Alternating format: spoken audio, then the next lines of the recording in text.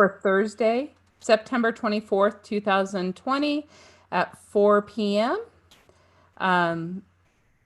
Agenda item 1.1, the call of order, sorry. Item 1.02, roll call, and I'm going to ask if Veronica can take roll call for us, please. Robert Munson. Present. Selena LaRue Hatch. Present. Don Miller. Present. Rachel Drake. Absent. Tony Mauricio. Present. Diane Lyon.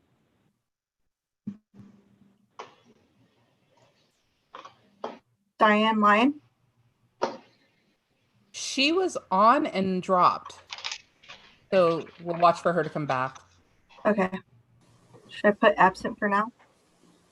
Okay. Mike Dixon. Present. Tony McMillan. Present. Eric Diamond.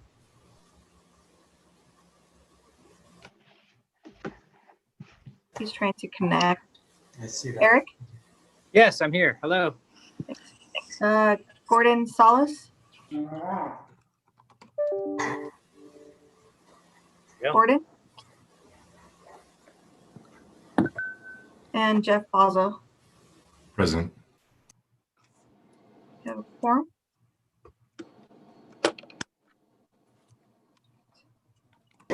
I believe that Galaxy Note 10 that's trying to connect to audio is Diane.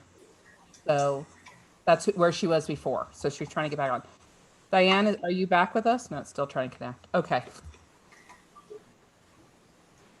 As we all learn how to do this through technology. All right, moving on to 1.03 public comment.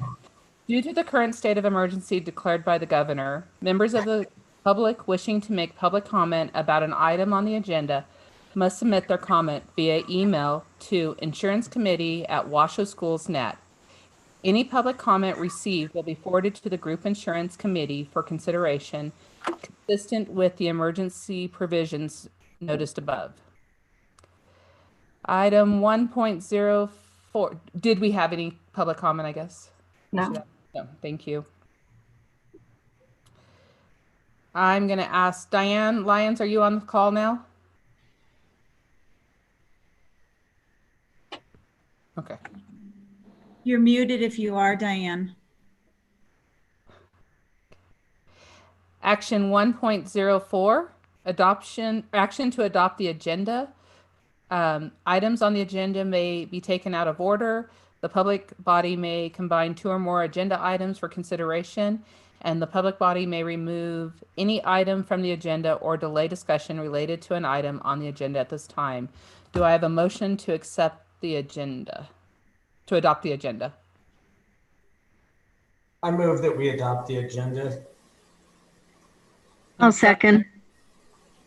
I have a motion made by Robert Munson and seconded by Tony Mauricio. All in favor? Aye. Aye. Aye. Aye. Any opposed? The adoption has passed. Agenda item 2, items for presentation, discussion, and/or possible action. Public comment due to the current state of emergency declared by the governor. Members of the public wishing to make public comment about an item on the agenda may submit their comment via email to the insurance committee at washoschools.net. Any public comment received will be forwarded to the group insurance committee for consideration consistent with the emergency provisions noticed above. Item 2.01, approval of the minutes of the June 25th, 2020 meeting of the group insurance committee. I'm hoping you all had a chance to look over the minutes as they were sent to you. Does anybody have any questions or changes to the, or corrections to the minutes?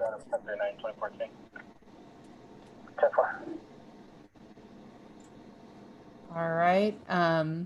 Hearing none, I will look for a motion to adopt the minutes for the June 25th, 2020 meeting. I move that we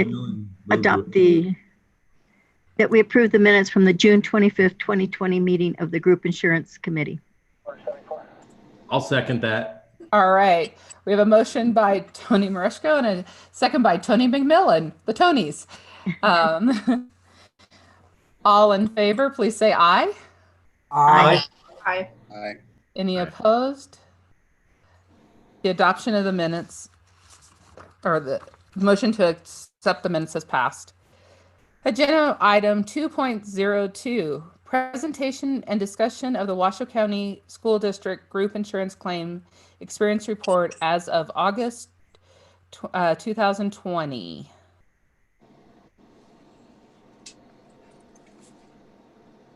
So let's see. Hi, everyone. Lloyd Barnes from LP Insurance for the record. Gonna go ahead and jump into this. Veronica, you can go to the next page there.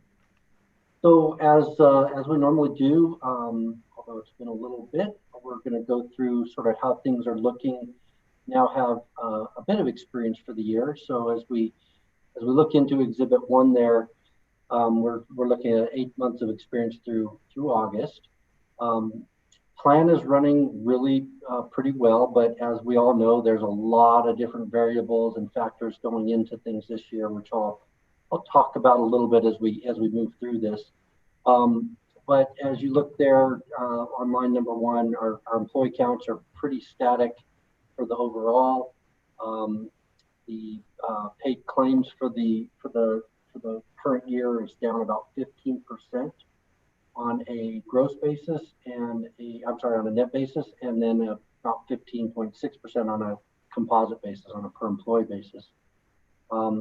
Fixed costs, however, as expected, are up based on the new contract, and they're up about 36% from that standpoint, which results in an overall positive experience so far this year.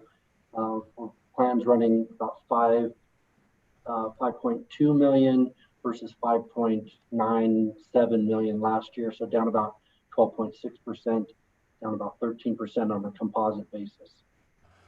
You'll notice there that for the large claims, down significantly there. So we're running only 5 large claims right now that we're tracking over 200,000 versus 24 that we were tracking and looking at last year.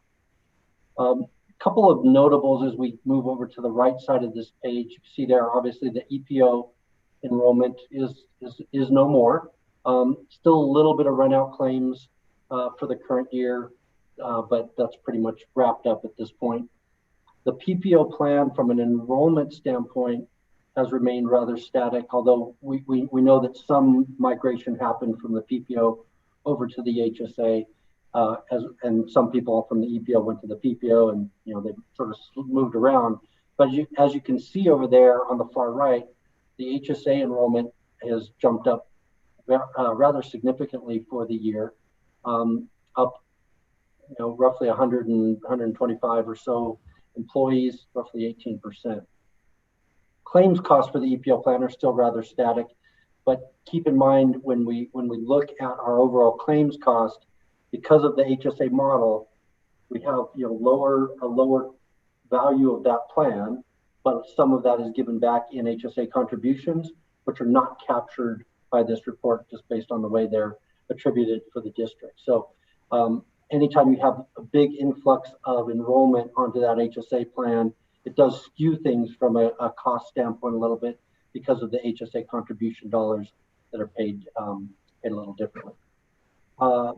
Another just real notable there with those large claimants, that is having a very significant impact on the overall expense right now. So we're having a real good round of good luck there from a large claim perspective so far this year. But all in all, things look really, really good. So if you can move on to the next slide, Veronica. This is just the graphical representation of sort of what we're seeing, and just probably now a good time to have a little bit of a commentary around COVID claims and shutdown expenses during all of this. As we saw, and as we all know, there wasn't a whole lot of activity going on across the country for March, April, May, and as such, we saw a fairly sizable dip in costs during those times. We are starting to see that come back up a bit, although your claims costs are still down quite significantly, and we believe that's a lot due to those large claim adjustments and that migration over to that significant migration over to the HSA. What we are seeing in the industry is we saw the obvious impact to utilization during the shutdown months. We saw a bit of a spike as we got into the July, August timeframe with some of those claims coming back up, get people, the TPAs being able to process claims, and now we're sort of waiting to see what's going to happen next pattern as an industry. A lot of question marks and opposing opinions around what 2021 is going to look like and beyond. Are we going to see sort of lower utilization because some of the behavior has changed between patients and physicians? Are we going to see increased costs because people aren't getting the care they should be getting? We don't know. Some of the feedback we're getting from some of the different insurance companies we work with and actuary conversations is that there is an expected 2 to 5% increase in expected costs that are going to be coming in 2021. Still not 100% convinced of that personally, but we'll see how that plays out. I think we are seeing some pretty significant behavior changes with just how people interact with the healthcare system. I think none of us want to be at the doctor or at the hospital or any other place of service unless we have to be right now. And I think we are still seeing some of that. But there is some concern that there could be some pent up experience as we move into 2021. So a little commentary there. Moving to the next exhibit, we get into the detail of the report. You can see there that the cost for the month of August down on line 31 was running $620.54 on a claims basis. And when you add in the fixed cost, it came in at $677.24, which as you go over to the right, that represents the 13% reduction, showing basically your composite cost all in running about $700 per employee compared to $804 last year. So again, things are looking good. I won't go into the details on the active and retirees unless anyone wants to dive deeper into that. But as you go into, Veronica, I'll have you jump forward to exhibit number 15.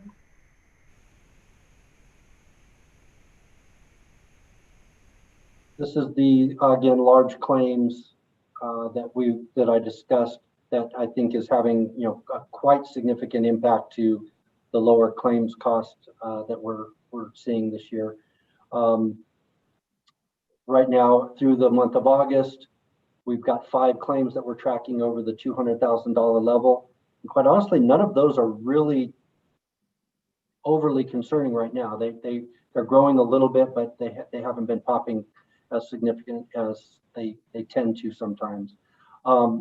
We do believe that there is an element of some impact of some of the Anthem contracts that we certainly know are favorable, especially when we have some care outside of the Reno-Sparks area. We think that's having some positive impact as well. So that's the large claim information, and I think that's all I had, unless anyone had any questions. Does anybody have any questions for Lloyd regarding the presentation? Okay. Lloyd, before we end this, though, I just want to say that, try to do it without tears, that we want to give you guys our condolences, both to your business and to Tom's family, as we lost Tom Marshall to this, and how much we've had him with us for years, so how much that means. We miss him. We love you, but we miss him too, and having him. So please give our condolences to his family from us. Thank you, John. And yes, it's been a rough year for many people and on many fronts, and certainly that's been a pretty big blow to the LP family and obviously to his family. And I will make sure to pass that along to Diana, his wife, and Thank you. thank you. You all know how much you enjoyed working with you. And not to mention all the ties, but just even on the side of it, on the house. Yeah. Enjoyed it. So thank you, John. Thank you. All right. With that, we're going to move on to 2.03, presentation and discussion of the Washoe County School District Group Insurance Hometown Health Claims Activity and Turnaround Report as of August 2020. Before we go to that, I'm really sorry, Dawn, That's okay. just a note for Veronica, Rachel Drake is now present.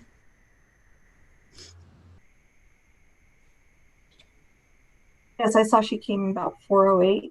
Thank Thank you. you. Great, thanks. Actually, also as a note, I apologize to break in. I'm still on duty and I've just taken a call for service. I will be leaving the meeting.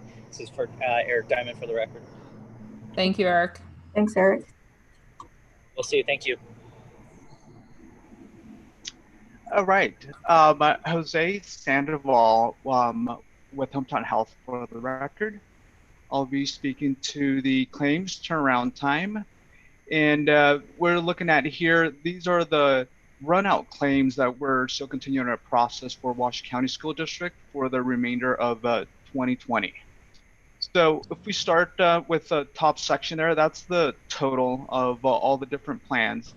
And we moved to August. There was a total of 241 claims that were received in August. And if you look back since January, the volume of claims have slowly been declining. And we anticipate that to continue to decline as we go further into the year. And so October, November, and then December. For the month of August, the claims turnaround time for process within 30 days was at 99.49%, which on the goal is to have 95%, so significantly over the 95%. And if we move on down the individual plans, the EPO dental, so those are all zero for August. We didn't get any claims there. And then EPO medical, just 2 claims. And again, those will start getting less and less as we go through the year. Page. Again, it goes through the individual plans. So the HSA dental, we only had 12 claims and all those were processed at 100%. Then the HSA medical, again, at 100%, and it gives a breakdown for each plan. And then the last page here is the PPO, dental, and again, the claims received there for the month of August were 69, and all of those claims were processed within the 30 days, 100%. I think there's one more, I think.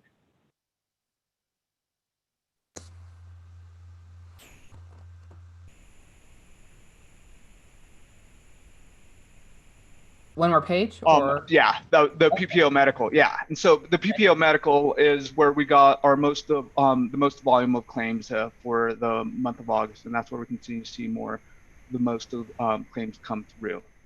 And in those were also all processed at 99% within the 30 days. Any questions? All right. Any questions for Jose about the turnaround report from Hometown Health? Seeing none. Thank you, Jose. I think we're good. Thank you. Moving on to 2.04, presentation and discussion of the Washoe County School District Insurance Anthem Claim Activities and Turnaround Report as of August 2020. I believe that's Kelly. This is, yeah, Kelly Dvorak from Anthem for the record. I am having webcam trouble. Can you guys hear me? I don't think you can see me. We can hear and see you. Oh, you can? Okay. I can't see me anymore, so I wasn't sure if you could see me. Perfect. If Veronica, if you want to pull up the claims turnaround, either medical or dental for Anthem. I have the medical one pulled up right now. Okay, it hasn't switched over for me yet. I have it pulled up as well. We only see the hometown health one right now, Veronica. Okay, good. It's not just me. Can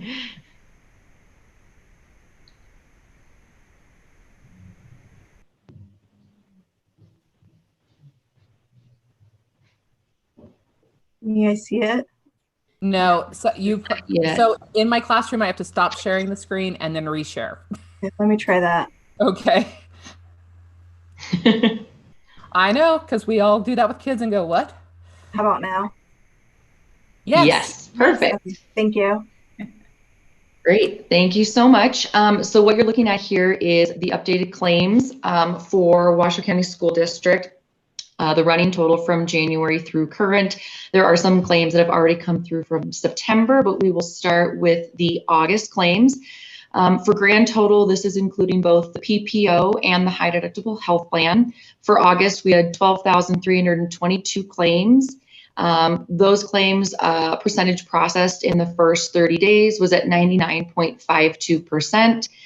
We had one claim that was aging out over 90 days. That was actually one of the large claims that Lloyd was referencing before. So through August, over 99% completion within 30 days for the claims turnaround for the total on the medical side. If you want to scroll down just a little. And then the next two are the breakouts of the two plans. So the PPO is listed first. For August, we had 11,000, just over 11,400 claims. Again, for the first 30 days, we had 99.49% of those claims that were processed and paid in the first 30 days. And then for the HSA totals down below, there were 917 claims for the month of August. And again, 30-day turnaround time and percentage for that was 99.89%. The one claim that was aging out over the 60-90 days was on the HSA plan. So if you scroll down just a touch more, you'll be able to see that one claim listed there. Perfect. And then for pharmacy claims, we had 6,433 in the PPO plan and 402 that occurred in August for the HSA plan. All of those claims are processed same day it is time of service. So that was the number of claims for the pharmacy. And if you want to go to the dental report.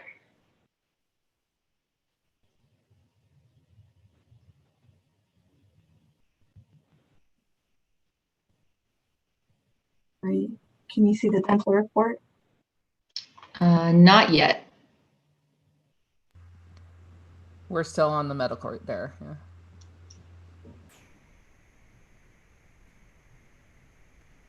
Perfect. Yep. Now I can see it. So for the dental plan in the month of August, there was a grand total of 1,997 claims.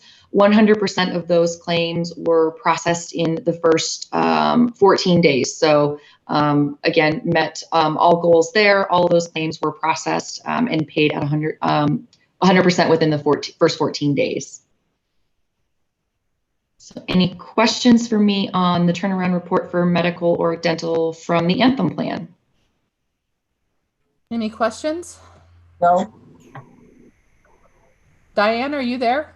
Yeah, been here. Okay, Diane is here. She is the Galaxy. Do you have a question? No. Okay, thank you. Seeing no questions, thank you, Kelly, for the turnaround report. And we're going to Thank move you. item, I almost jumped ahead, sorry. Item 2.05, presentation and discussion of the Washoe County School District Group Insurance Wellness Program Report to cover current events and programs, health assessment, competition deadlines, drive up immunization, healthy habit challenges, and fell into step challenge, or should we fall? Fell into, oh, it's probably fall, huh? Fall into step challenge as of August 2020. And that's probably Janelle, right? There's Janelle. Hello. Good Hello. afternoon, everybody. How are we?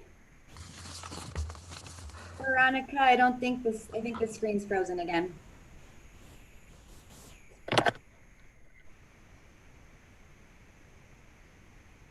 There we go. Okay, so this is our September 2020 Wellness Report for the Insurance Committee meeting. Janelle Dye, Wellness Coordinator for the record. And our first item is just a recap of some wellness program happenings. So we have the August Virgin Pulse mobile app drawing. So we've been really trying to encourage members to download the mobile app versus just using the website. So we had a drawing in August for those that downloaded the app during August. There was a winner for people who were new to that. And then we also, to say a thank you for people who had done it previously, we had a drawing for those that had already downloaded the app. So 2 winners, they received $50 Amazon e-gift cards. And we will be doing another drawing for those who download in September. And then again, for those who download in October. And they're exactly the same. So the prizes will be the same. And then we also will be drawing for the new downloads and then those who already had downloaded from the past. So that is our recap section. Current events, programs, and challenges. We have a health assessment update. So that is up and running as of August 1st. And just a little recap of the last month. As of August 19th, it was 3.6% completed for our health assessment.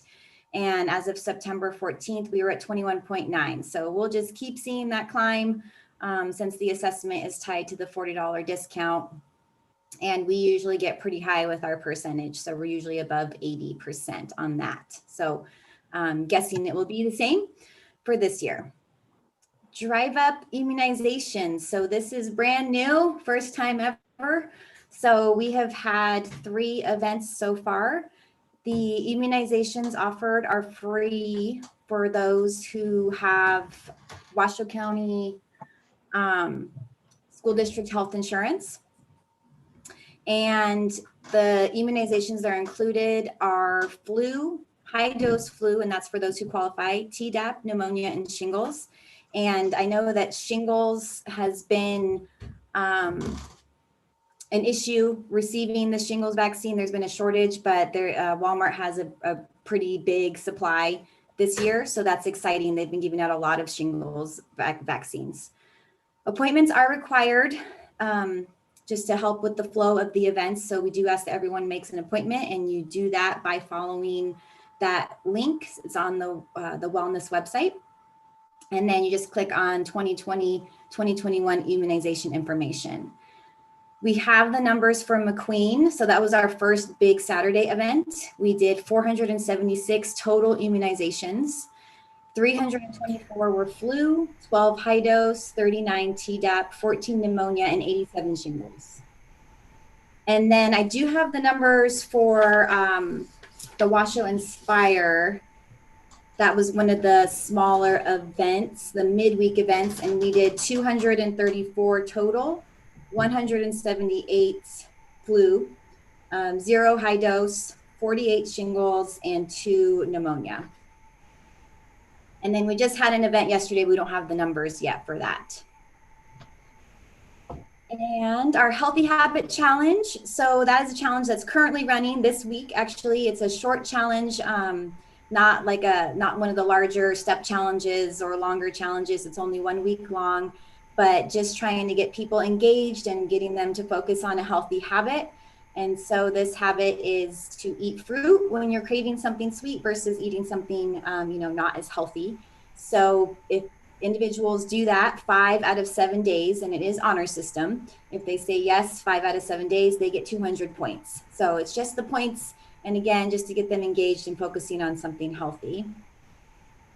And then looking ahead, we have our step challenge. So that's a little bit bigger, runs for 5 weeks, begins on Monday, September 28th. So that's coming up. Just like last couple of challenges we ran, it's teams of 5. So it is a teams challenge. And we have a few different options as far as the prizes. And so we have points. If you average 7,000 steps during the challenge, then you'll get 1,000 points. So basically kind of completing the challenge at 7,000 steps averaged. And then we have some team prizes, first, second, third place. The first place, everyone on that team will get an extra 1,000 points and an event cooler chair. Second place, 500 points and a Yeti water bottle. Third place, 250 points and a lunch pack. And then for individuals who average a certain step number, we're going to have drawings for gift cards.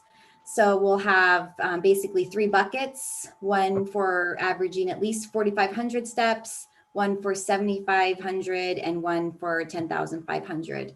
And what's kind of neat about these is the gift cards, the individuals get to choose where they want their gift cards to. So we'll contact them and then they get to choose where they want their gift card. Any questions?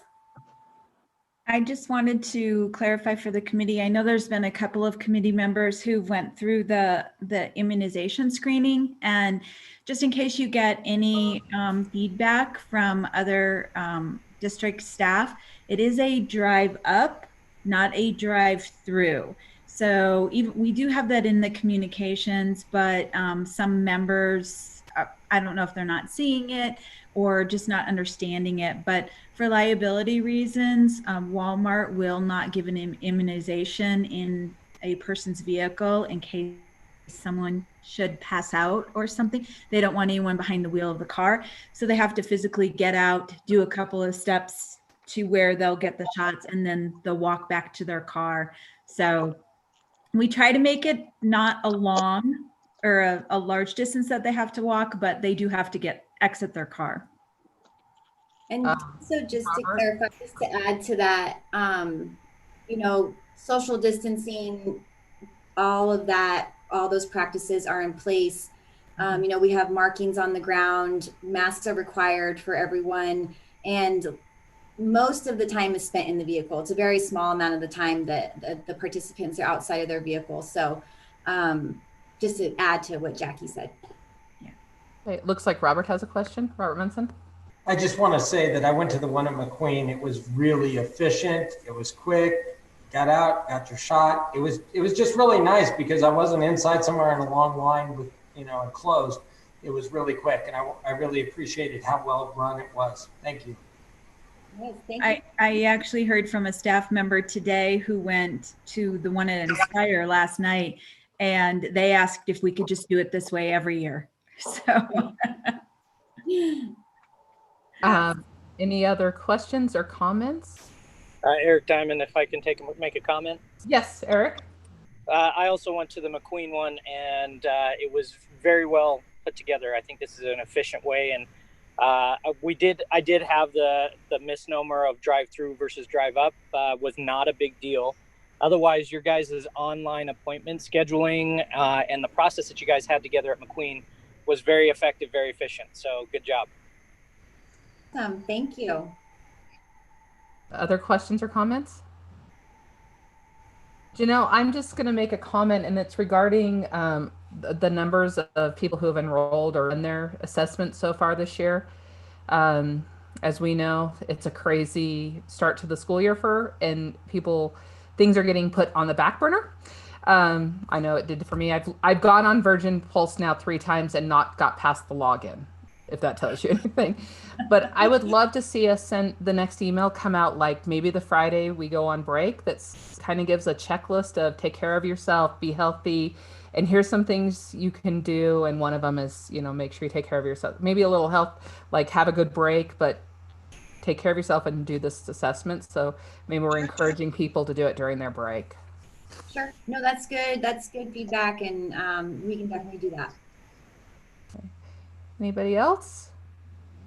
All right. Thank you, Janelle. Thank you. Moving on to 2.06, presentation and discussion of the Washoe County School District CompPsych Guidance Resource Annual Report to include employee engagement, client demographics, and services offered to members, including Employee Assistance Program, Family Source, Legal Connect, Financial Connect, and the lack of utilization from the retiree population as it pertains to these benefits and the possible benefit exclusion for retirees to participate in the service offered through guidance resource, and possible action to recommend to the Board of Trustees additional communication to members of available services from guidance resource. Jackie, am I turning this to you? Hi, this is Jonah Landon from CompPsych Guidance Resources, for the record. Thank you. Thank you. I'd requested sharing screen sharing privileges, so if I don't know if that was handed over, if you're all able to see my presentation at this point. So Veronica has your PowerPoint up for us right now. Oh, okay. Let me go ahead. And it was also sent to all committee members in an email, so we also have it. Okay. Are you able to see her screen? I think when I requested screen sharing privileges, I messed mine up, but that's okay because I can just go by like slide number. So if you just want to start on slide 2, I can get started for us. And that's where she's there. All right, perfect. Okay, so again, this is Jonah Landon, EAP account manager for CompPsych, speaking to the Guidance Resources Program for the 2019 plan year and 2020 data through August. So just as a recap of the current program as it stands today, we're supporting a benefit eligible population of about 6,300 employees, about 870 retirees at present.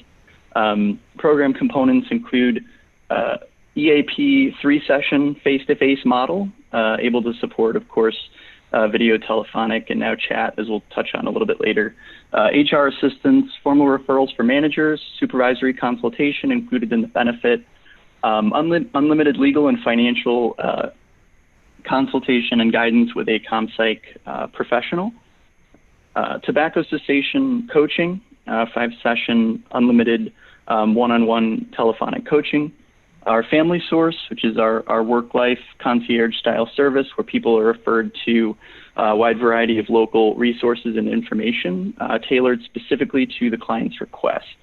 Guidance Resources online, employee-facing platform, 24/7 access to our online information, articles, resources, chat with a guidance consultant, and lots of other features being expanded daily.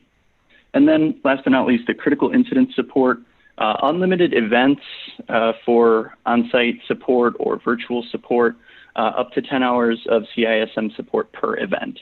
And then, of course, training hours included in the program, 28 hours annually to be leveraged for either on-site trainings or virtual webinars, which can then be recorded. So going on to slide 3, we will look at some highlights from the 2019 plan year. We averaged about 16.4% annualized utilization for 2019, facilitated over 239 counseling referrals throughout the course of the year, provided 313 telephonic service requests, an average case closure rate of 91%, a 13% increase from previous year. We'll actually touch on it, significantly higher than average for a 3-session program. So interesting to see, but definitely not bad news. Over 750 online assets accessed, noted that 23% of your program engagement, the live engagement, is through work-life services. So that's actually great to see that employees recognize this as more than just a mental health benefit, taking advantage of the financial, the legal, and the work-life components. And then 98 training participants throughout the course of the year for various scheduled workshops. Just a couple highlights, but we'll continue to look at the 2019 year data on slide 4.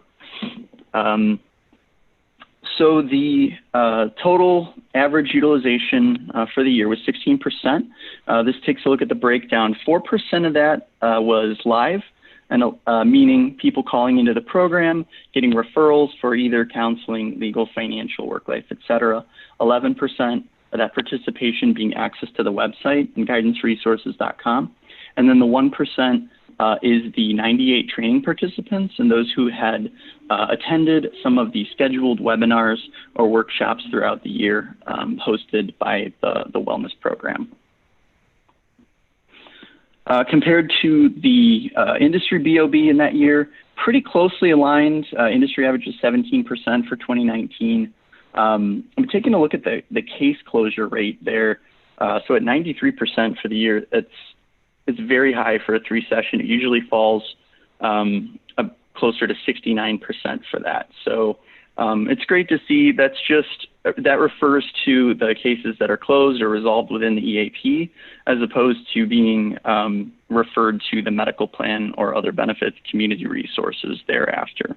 So I think that could speak potentially to the types of issues that are coming into the EAP are probably EAP appropriate issues, as in their short-term resolution-based counseling as an appropriate solution, and some of those longer-term mental health concerns are probably being appropriately routed to the medical plan for that.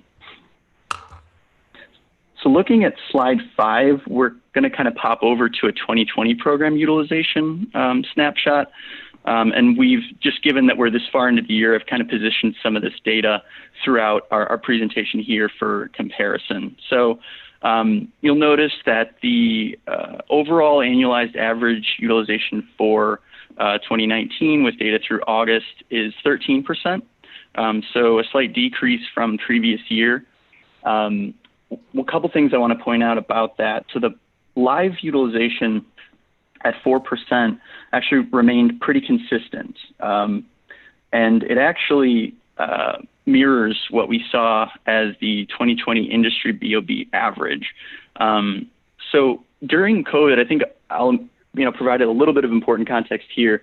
So overall, for all industries across our whole U.S. book of business, between the months of about March and May, safely, we did see a decrease in live access to the program. So an overall decrease in people calling in for support.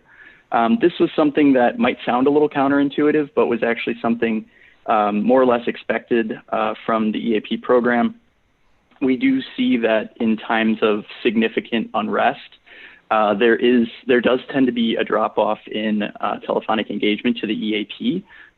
People tend to focus during those times on some of their more immediate needs, things like, am I safe? Is my family safe? Is my job safe? Am I going to be able to get food? Can I pay my bills? Those sorts of things. And while the EAP can peripherally support some of that, and certainly the anxiety related to it, it's not top of mind for employees when those crises are kind of at their highest. So we did see a live utilization drop during the first part of this year, which has since really started to balance out kind of around June to present. We've seen that come back up. So what you'll notice here really in the comparison is that while the live utilization dropped from 6% in 2019 to 4% for 2020, the online utilization actually really increased here across the book of business, which is giving us that 20% here. So just kind of wanted to give you some context as to A, what direction did we see things move? And then B, what type of engagement is that actually changed? Okay, let's see here. So on slide 6, this just takes a look at the year-to-year trends. And overall, fairly stable. Actually, the most significant shift you'd probably see in any given year was really just that industry average climbing from 17% to 20% in 2020 there. Otherwise, we tend to see a little bit more subtle movement in the numbers from year to year. So I don't have, while 13% for 2020 is low, at least with the data that we have through August, it stands to reason that that will increase slightly between now and the end of the year. And I don't have, broader significant concerns regarding where that stands today. On slide 7, it takes a look at some of the demographic information. I won't take too much time here.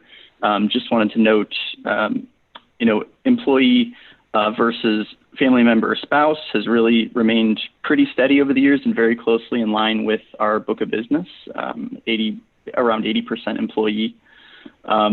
Similarly, with male to female demographic reaching out, you're currently at about 75% female, 23% male, and 2% reporting as other. That's consistent with previous year and not far off from our overall book of business average. The top referral sources do remain consistent as well, with HR wellness program being, far and away the top. But what I really like to see is the second being previous guidance resources user. Obviously, that indicates that someone has used the program, but also enjoyed their experience enough to refer another person to that to take advantage of services. And then as far as the client age demographic here, the only real significant shift we saw from year to year was a decrease in the 40 to 49 age range that went from 22% down to 15% in 2020. And that volume really moved over into the 30 to 39 age range, reaching out and accessing the program. On slide 8, we take a look at the retiree population. Consistent with previous years, the report that we have for data through the end of August only shows 3 retirees accessing services. Given that that's been kind of consistently low over a period of time, that is something to consider, for any sort of tight budget or budget considerations, that there, it may be worthwhile to eliminate coverage for that percentage of the program to save costs where it could be better used. Jonah, I'm sorry, just to clarify, if I recall, it was 2 retirees in calendar year 2019, and so far in 2020, there's been 1, correct? Oh, correct. Yeah, I think I misspoke there. So this is the date range that should be up on the slide is 1/1/19 through 8/31/20. And so you're absolutely correct. So it was 2 cases the previous year and then 1 case so far in 2020. And so it's 3 total cases across nearly two plan years.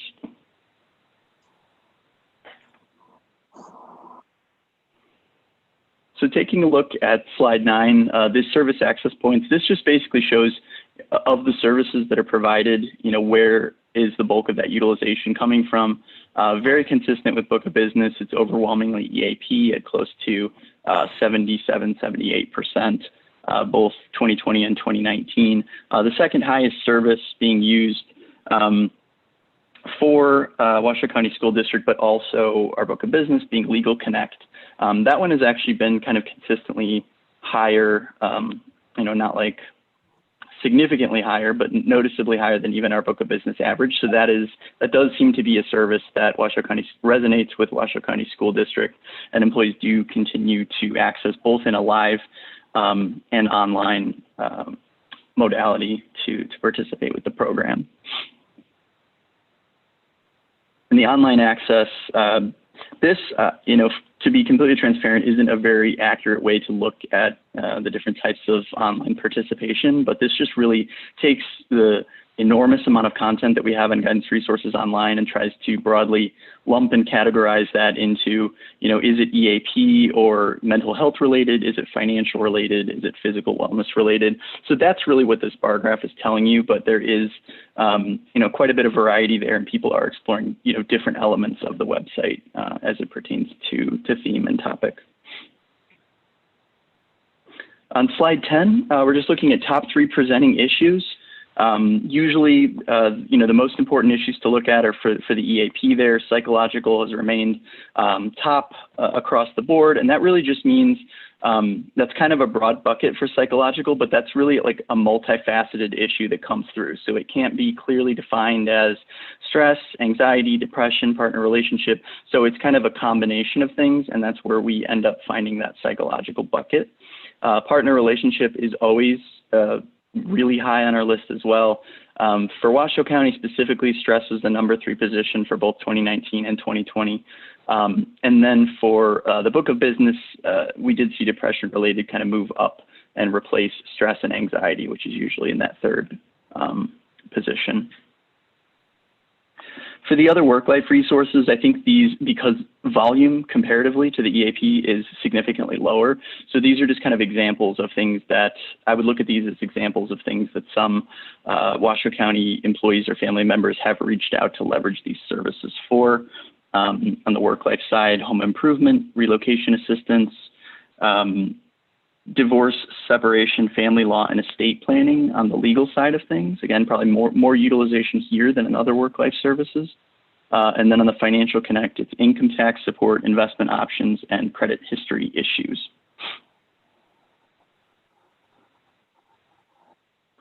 I just wanted to spend the last couple slides here, just given the significant shift and some of the challenges that 2020 has thrown at us. I think, the EAP program has really been very much in the spotlight for a lot of our customers, and we've been really challenged to, be reactive and to try to stay ahead of customer needs in ways that are meaningful and relevant. And so I just wanted to talk through a couple ways that we've tried to do that. So on slide 12, I have up an image of our COVID digital toolkit, which was something we really rolled out in March, and we've kind of continued to evolve since that time. So we've done digital toolkits that are specific to different demographics. So we have one for essential workers. We have ones for, international. It's been translated into a bunch of different languages. This has been a great hub for a lot of different resources that have, as I mentioned, just continued to evolve. So on the front end, it was a lot of information about safety, how to be aware of your own personal habits and how to, act safely in regard to preventing contraction and spread of COVID-19. And that evolved to kind of, working remotely. What are some of the challenges and stressors there? To now we have a whole resource guide for transitioning back to work and all the things that can go along with that. So if you haven't, seen this, I would really encourage you to check that out and share that with people that you think could benefit from it. We also have, I think at this time, 9 recorded webinars that are hosted as a part of that toolkit. Things like coping with uncertainty about COVID, navigating your work from home transition, self-isolating together, which has been a huge one regarding, people who have found challenges in, sharing a workspace with, your children who are being educated at home and your spouse and still trying to get things done. So I think there's a lot of great content here, and, we'll continue to add to that. And this has been one of the larger ways that we've been able to support customers through this. Moving to slide 13, another, significant challenge that has been ongoing and is, in no sense fading for 2020 is support for social change. There's been a lot of social unrest. There's been a lot of turbulence in that space for all of our customers. And so, we supported with a complimentary webinar, I believe in August, or perhaps it was July, about how to initiate difficult conversations in a productive way regarding topics and conversations around social change. We've created resource guides, digital toolkits, and other materials around that as well. So just things to be aware of. Please escalate requests that you might be receiving or any interest around that sort of content, as we do at this time have kind of a wealth of different information and resources to share in regard to supporting people with those issues and concerns.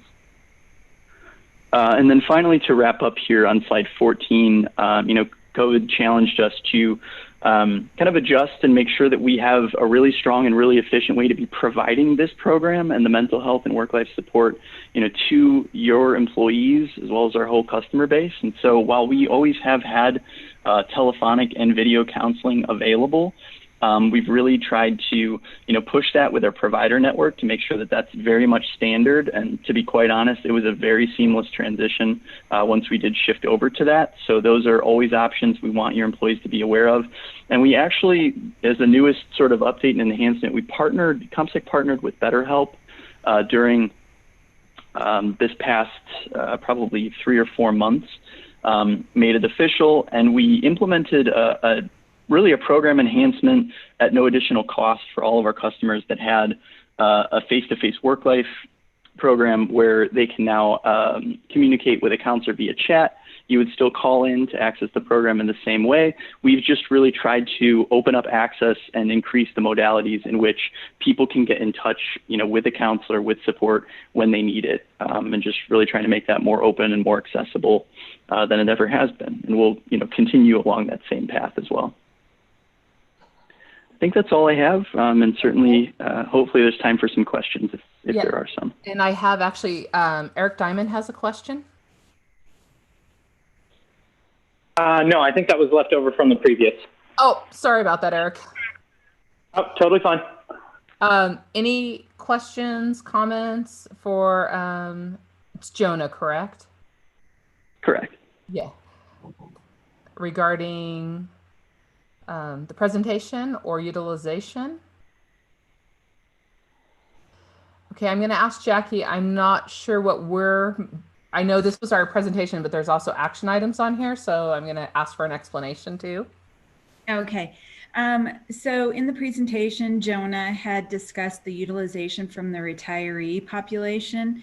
And if some of the committee members might recall, in the last several years, we have had about the same level of participation from the retirees. So the wellness program is paying somewhere around $1,000 a month for the retirees to participate in the EAP. So probably between $10,000 and $12,000 a year for 1 or 2 people each year to access the services.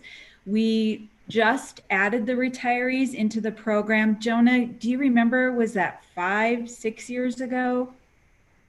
That would have preceded my account management of the program, but I can, attest to the fact that I think I've done at least 3 presentations for the committee now, and the utilization has been very consistently low, just a couple of cases per year. And I think at one point when I actually did come out to visit you guys on site, I might have made a comment around how, if you are considering, budget changes, that this is a place where money might be better spent overall. Yeah, so when the EAP program was initially implemented, and for many years, the retirees were not included in this. And so the thought was that maybe the retirees could benefit from the EAP services. So we added them on, and participation continues to be low. And so we would ask the committee if they would consider removing the retirees off of this program. Like I said, so far this year, we've probably spent $7,000 to $8,000 for 1 member. Robert Munson? Oops, am I on mute? No. Okay. No, you're good. Okay. Yeah, I remember I think we were still with Mountain EAP. It was before we switched to this particular program when we added the retirees. And the idea was that we thought that there was going to be quite a bit of utilization. And I think we were told about $1 per member per month to add them. And we thought, oh, okay, not such a big deal. But I do question, I know that we have promoted it with retirees. I know we didn't think it was that expensive, but if it's only 2 or 3 people and that's the average over several years, it is concerning. But certainly I know why we did it, because I was on the committee at the time, and it was because we felt we were leaving them out of a benefit that they could really benefit from. Yeah, and another challenge with the retiree population is the communication and how to communicate with them. So we have promoted it with them, but we can't just do it over email. We have to mail it to them, because there's a lot of retirees who do not have email accounts or have not shared those with us. So we also have the additional expense of mailing communications to them to inform them of this program. And then we still haven't seen any traction with them and utilizing it. And I also know that the committee in prior years has expressed interest in moving the wellness program forward at some point to an outcomes based. And so we had that thought in mind too, of just being very mindful of the wellness account and to be able to, once we get to that point, and if that is the committee's desire, that we do have the funding sources to be able to do that. Other questions or comments? Robert? I just have a question. I mean, right now we've got all retirees in there and we're paying for all of them and only 2 or 3 are using it. Since we're looking at a big group, is there a way that we can have it as an opt-in program for those retirees who want to opt in? I believe it's a per member per month. So, but Jonah, is that an option? Yeah, I mean, we don't have like a fee structure set up for anything like that. But the utilization is so low that I think if there were, the trouble is if there were like one-off cases that came by way of the school district that were brought to my attention, we'd be happy to honor, referrals for those members. But obviously, given the confidential nature of the benefit, the idea is that they'd just be able to reach out, from their home and get started, and no one from, the school district is even made aware that even happens. And so there isn't really a way for us to do that for them, otherwise. The other thing I can say, I mean, this doesn't necessarily give you great guidance, but we do offer these services on kind of an honor system. So like we don't receive an eligibility file for people calling in. So anyone who calls the program today, whether they're a retiree or not, I mean, they don't need to identify as such, but we would still, offer services for them as a Washoe County School District employee, whether they were technically eligible or not, because that cost falls on CompSci and does not get passed back to the school district.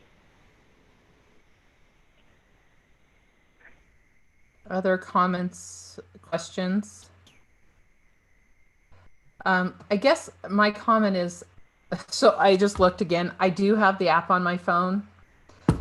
And in every year we go through it, and that's when I remember all of the services it offers. And I'm thinking, really, why don't I don't know how we get this out to, I know we do a push on it, but I don't know if we need a monthly little email that goes out reminding them, because I think it's got great things for us to use. It probably, when we get out of the COVID state, would keep even some of our costs down because of I'm hoping teledoctors are more, a thing in the future too. But I think a lot of these services help our employees, help and will help our insurance. But I can't remember we have this. And I've been on this committee for a couple of years now. And like I said, I have the app on my phone. But it's not like the other one that gets kind of pushes out reminders to us about things or does things to give us a healthy tip. And I don't know how we work on that.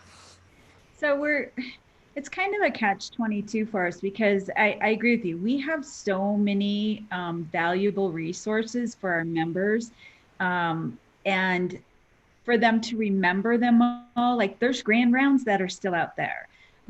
So those people who want second opinions, the issue is that not all members look favorable upon these communications.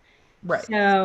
So it's like either we're sending too much or not sending enough. And so I think that's where it gets to be a fine line of what do we do and how often do we do it, because we're getting reports from staff who say they see something coming from risk management or wellness and they hit delete.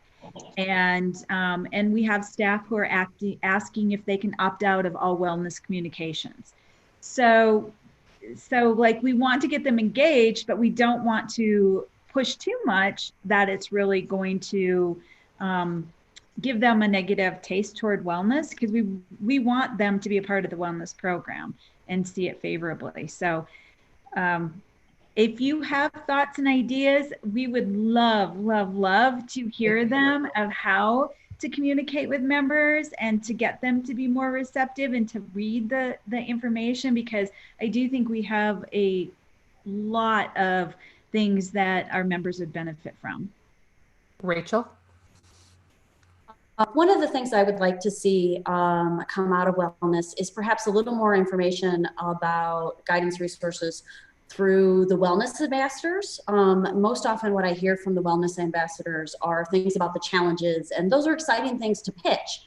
But if we also added to their pitch once a month or whenever it is that they get those directions to say, hey, please remind members of this little thing, and throw in one bit about what's available. Janelle, are you still on here? She is.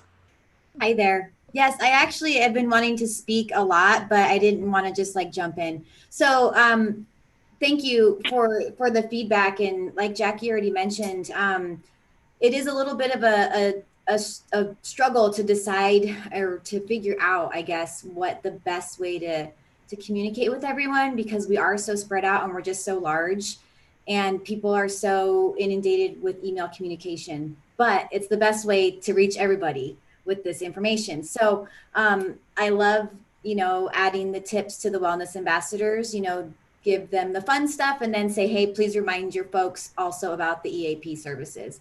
So I would love feedback on that, other ways besides email, because it really is our major mode of communication just as an organization to get the word out there about something. Virgin Pulse does do a great job of reminding, and that app is very interactive in nature. So it does do a good job on kind of reminding people to engage in their tips. So that's great. Maybe we can even do something through them, because there is a link to guidance resources in Virgin Pulse. So we could even, do like a campaign or just a reminder or something through Virgin Pulse. But one thing too, and not like everyone has a ton of time to do this, but the wellness website, there are a lot of the resources kind of live there. So that toolkit that Jonah was talking about, there's a link to the toolkit there. So, and there are a lot of great, and it's a lot of great information, really extensive information to where like, I'm not going to send that in an email because I think it might overwhelm people. But if you just direct people there, they can find a lot of stuff, a lot of information on their own. So that's just something to remember too. So I see on this action item, there's also to recommend to the Board of Trustees additional communication to members. And I would like to see the wellness have its own pinned on the front page of like under staff, or just somewhere that it's easy. I always have to think, where am I looking for this and that? I'm sorry, that doesn't come naturally to me right when I'm in a hurry to look for where's my insurance, and then I remember it's wellness. But I'd love if we were pinned to the top, somehow, because I think when members we have to go on that site a lot. If you saw the little wellness, our employees might use it faster, So are you referencing the homepage of the district's website? Yeah, where staff is. Tony, go ahead. Yeah, Tony McMillan. Sorry. Jackie made a comment, we have ground rounds, we have this, we have wellness, we have risk management, we have Virgin Pulse, we have all these, we have our respective employee contracts that have benefits in them. I think some of this maybe goes a little bit beyond just risk management as an employee. What I find is each one is its own little piece. Like I get a wellness thing, and then oh, it's the new year and I got to go to Virgin Pulse because I'm not on there enough. I'm busy doing whatever. Yeah. And then I have risk management. I have like all this stuff somewhere. Somehow communication, just a very, very simple, don't fluff it up too much, but just here's a list of all the benefits and maybe the links and something brief of what it is, something easy that gosh, I can open it up and I can see what those things are and then go to them if I want to. Like right now, I can see where people want to opt out of wellness because you get the regular emails and that. And I'm frankly not good at, getting into it too much, depending on what's going on with my home life or work life and everything. If you're busy, you tend to set some of that stuff aside, and it's easy enough to do, but I can see where people get frustrated because, especially this time of year, you get wellness stuff, and then you get new enrollment, and then you get, American Fidelity, and it just, it starts to snowball. And so there's a lot of benefits, and it just seems real piecemeal to me. So I kind of like Dawn's idea. If there's something on the main district homepage that I can just go to and see all that quickly and easily, might be a way to get people a little more engaged and just less, less communication if they don't need it, but it's there easily when they do need it or are looking for it. Well, it's definitely something that we can look at putting together. And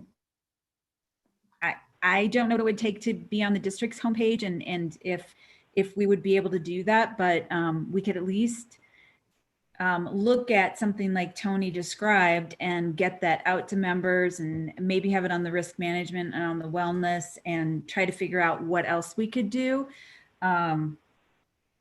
So yeah, we can look at that because there's just so many resources that are out there, and it's one of those things though that you don't need it till you need it, and you don't think of grand rounds until there's some kind of medical diagnosis, and then that's when you would need that. But some of us could go our whole life and not have that, but it's just one comes to mind that I don't know. I don't read everything, and maybe it's been in something, but a few months ago we talked about a WIG benefit, and I was like, we have a WIG benefit? It's very minor. Maybe not a lot of people need it. It's great that we have it, but where does it say that in anything? I don't know if that's anywhere. Yeah, well, that's something though that's in the plan document. Yeah, that's something that's in the plan document, and it would be very difficult for us to go and list all the benefits that are in the plan document. But these are extra services outside of just our standard medical and what that plan covers. The WIG benefit is covered under the medical program. So to list out all those services, we would be here for the rest of 2020 and probably into 2021. But is there a dumbed down version of medical benefit that maybe it's 2 clicks away or 3, but at least?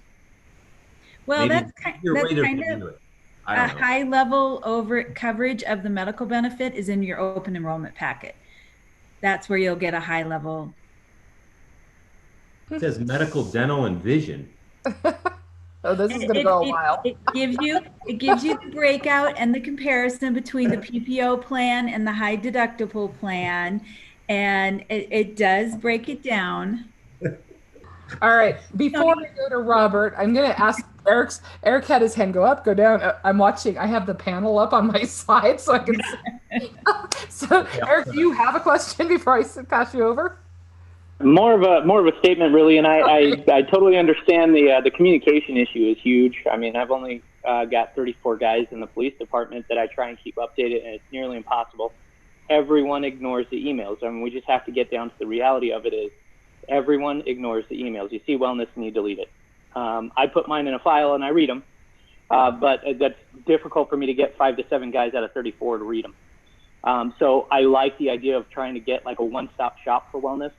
And we're going to have to put it somewhere that everyone will read it. We have 9,000, 8,000, 9,000 employees. It's got to be somewhere that can read it, whether that be tacked to the homepage or honestly attach it to where everyone goes near payroll. I'm not saying that we need to step over payroll or get in their way, but everyone checks their paychecks, everyone checks their comp, their leave, their whatnot. And if we have, just to show how important this really is to the district, that we connect payroll with wellness to one degree or another, I think could be positive too, to say, hey, look, I came here to pay, do my paycheck thing, and look, there's a wellness reminder that the next big event is flu shots, and the next big event is open enrollment. The next biggest event is blank, and those reminders, and put it somewhere where they're going to check, because obviously, yes, we as a district check our email, but unfortunately we do have that label of being, oh, it's wellness, I don't have time for that. Let's be honest, a lot of people do scrap the emails. But if we can put it in the next best place, if that be the homepage, or in my opinion, if we go somewhere more sensitive, i.e. a payroll situation, because you're right, it's not a situation until somebody needs it, and we all check our money. That would be my comment.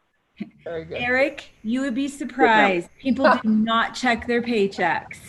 Yes, I don't usually. Put it right next to the leave tracker. Everyone checks their comp time or their leave time. They do not look at any of that. So it's super unfortunate, but they don't. If it's direct deposited and they just check their bank balance and see that it went in there, that's all they do. They don't go on to the employee online necessarily. So Beth, did you have your hand up? Okay. Well, you're probably swatting a fly or something at one point. I don't know. So, Robert? Yeah, so personally, I hate the district's webpage, but when I do have to go to the district's webpage, there are those quick links on the side. Employee online is there. If I have to get to my email, I'm not at my computer, I click on that. If I need to get to Office 365, those quick links are nice. And if we had a quick link there that was wellness and benefits or something like that people could go to, and then there's one page with everything listed with links from, like a picture of this and a picture of that, and they could just click on. I think it'd be nice. I mean, but personally, I do check my check stub every month, but I do know so many people that 2-3 months later they're like, I don't know if I'm getting paid for something, and I get emails about that. And of course, right now we get 20 to 30 emails in about 2-3 hours while I'm teaching. It's crazy. So especially students and parents now. So we don't have time.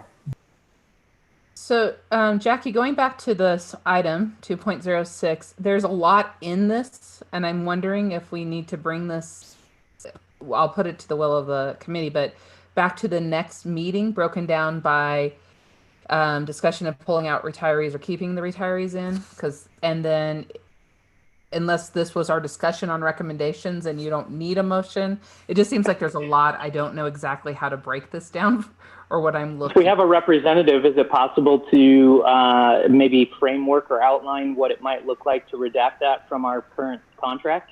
Can you explain that? Is that Jonas? Yeah, I think that, we might need to do it at a renewal period. And so not having the contract in front of me, I don't know exactly what that date looks like. But I think, it would certainly be an option when you're coming up on the end of the plan year just to pull that out, and it shouldn't interfere with, any of the existing, services or contract term. And I'm not even saying 100% that it wouldn't be an option to do it in the middle of like a renewal term, but that's something that would, lie exclusively with our legal teams. I don't know. And Janelle Dye, for the record, I'm almost positive it would be as of 2021 that this would go into effect if you decided to vote on the change. Okay. And to Don's question, Don, I think we don't really need anything on the second part of that with regards to communication. I think that was an addition by legal. So I think that we have gotten a lot of good feedback from the committee today, and it's given me some ideas, and I'll work with Janelle, and I think we'll try to put some things together and see what we can do about possibly the homepage and the quick links and putting something together like Tony said, because I'm willing to try to do anything to get this information out to members. And even if any of you know a group of people who might be interested and we'd want to set up a Zoom, we could do a question and answer and like share information that way. Like we used to do the informational sessions the last couple of years. So obviously we're not able to do those now, but we could do a Zoom, and I would be more than willing to set that up at a time that's convenient to people. If an evening, late afternoon, early morning, whatever would work. So Okay. Just let me know. But I think if the committee is interested, the vote on whether or not to include or not include the retirees. Okay, and is that with it knowing it that we don't know when our renewal point is, and if we can even do it in between, would it be okay to move this to our next meeting? One, we don't even have our retiree here to represent, and not that we have to wait, but I kind of would feel better as a committee if we had the retiree voice here to speak before we took a vote like that. So are we on a deadline that you think it needs to be today, or can we look for a month out? No, if the committee chooses, we can wait until the next meeting. Okay, so I'm gonna put that to the committee to decide. So comments on delaying for a month and bringing this back to the next agenda, or do you want to move forward on it this meeting? Rachel. So Rachel Drake, and I'm checking in on, are we going to schedule a meeting for October? Because if we're not scheduling another meeting to November, I would be concerned that we wouldn't have time frame if we need to have it ready to go by January. Yes, we will have an October meeting. The November and December meetings will not. November would be right at it actually is on Thanksgiving Day, and the December meeting is Christmas Eve, I believe. So unless you all want to come and have a Zoom meeting on Christmas Eve, I'm thinking that we won't, but we will have an October, and we do have another presentation lined up for the committee as well for that meeting. All right. Other comments from the committee or recommendations? How would you like to go forth with this, Robert? I'd like. Oh, sorry, go ahead. That's okay. Go ahead, Eric. Well, I'd like to see if we can get a follow-up presentation from our representative, just to see when our terms are up. Make sure that we're not violating any contract, that there's nothing negative that's going to strike us. I mean, obviously, we're making a $12,000 decision. Let's just make sure that we have the contract reviewed. And give us, if we did it out of contract, it might cost something, or we can just wait till our contract end period and just do it then. So maybe just have our representative invited back with the contract review and a few options at the next meeting. Thank you. This is Jonah from ComPsych. I think I can get that information over to Janelle probably pretty easily by tomorrow, so you all can, evaluate that well in advance of like another meeting. So I don't know that we would need to rely on that. Yeah, I have the contract in my office, so yeah. Okay, Robert. I just think that, I would feel better if we had the retiree here, and WREA, the Washoe Retired Education Association, we might want to just sort of let them know, their president know, just in case, they want to poll their members or get information or speak on it in public comment. So I think it'd be best, in my opinion, to wait till next meeting to actually take the action. All right. Anybody want to speak against putting it off till next meeting, or should I just ask that it be put on the next agenda? Put it on the next agenda. Thank you, Diane. All right. So, I think, Jackie, we're going to ask that you put this on our next agenda for a vote, and we'll take action on it. Okay. Okay, thank you. Anything else? Any other questions or comments for our representative from ComPsych Guidance Resource? Not seeing any. Thank you, Jonah, for the presentation. Oh, you're very welcome. I'll just add too that I think a lot of that feedback was super helpful, so I appreciate hearing that. And we do have plans to do kind of a communication strategy meeting here within the next couple of weeks. And so I think just given a lot of what's been said here in the past few minutes, I think I have some good ideas that hopefully I can bring to the table to support you all with that initiative. Well, we appreciate that, and that's what we need this to get out to everybody, because it is a good program. And like I said, I just forget. So I appreciate you working on a strategy for that. Thank you. Of course, happy to help. All right, moving on to our closing items. 3.01, public comment. Due to the current state of emergency declared by the governor, members of the public wishing to make public comment about an item on the agenda must submit their comment via email to the insurance committee at washoeschools.net. Any public comment received will be forwarded to the group insurance committee for consideration consistent with the emergency provision noticed above. I've had my email up and I don't see anything. So Veronica, no comment has come in during our meeting. Thank you. Item 3.02, announcement of the next meeting, but I don't have that on my, I apologize. Jackie, when's our next meeting?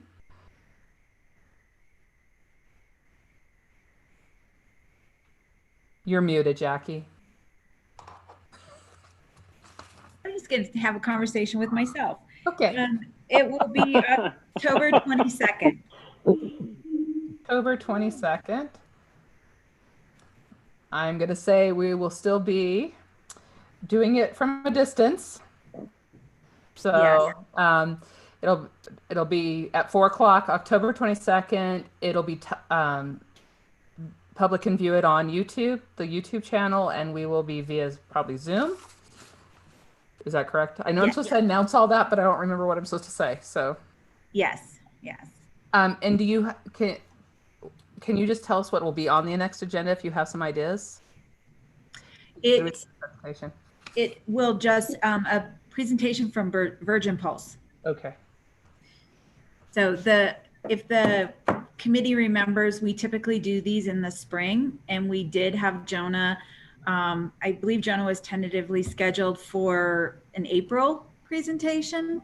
So, and then that was for 2019, and he was going to give an update of 2019. So because of our shutdown, it got moved to now. And so we had asked Jonah, and he was so gracious to give us the 2020 data as well. So we kind of had an idea. Okay, thank you. All right, anything else for the good of the order? No? Did we have an invite sent out for the next meeting? Because I don't see that on my calendar quite yet. Or has that just not been sent yet? Veronica, I thought it had been sent, but there was a mishap. So that will be sent out with, I think, the 2021 dates as well. Okay, perfect. So you'll be getting a lot of invites probably within the next week. Our normal year set, set for the year. Okay. All right. With that, we move on to item 3.03, adjournment of the meeting at 5:27. Thank you all for your time and your hard work again. Thanks, everyone.